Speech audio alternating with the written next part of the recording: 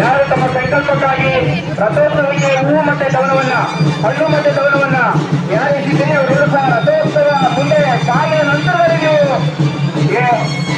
ಎತ್ತಿಬೇಕು ಅಥವಾ ಸಂಕಲ್ಪವನ್ನ ಮಾಡಬೇಕು ಅಂತ ನಿಮ್ಮಲ್ಲಿ ಮನವಿಯನ್ನು ಮಾಡ್ತಾ ಇದ್ದೇವೆ. ಒಪ್ಪೋಡಿ ಗುಣರಾಜ್ಯ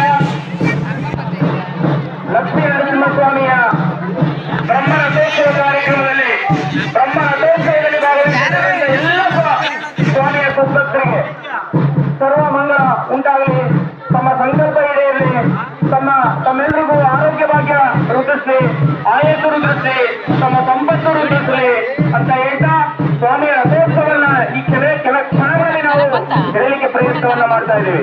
ತಾವೆಲ್ಲರೂ ಸಹ ರಥೋತ್ಸವದ ಪೂಜೆಯ ನಂತರದಲ್ಲಿ ತಾವೆಲ್ಲರೂ ಸ್ವಾಮಿಯ ರಥವನ್ನ ಮುಂದೆ ಹೇಳಲಿಕ್ಕೆ ಪ್ರಯತ್ನವನ್ನ ಮಾಡಬೇಕು. ಕೆಲವು ನಿಮಿಷಗಳಲ್ಲಿ ನಮ್ಮ ಆಗಮಿಕ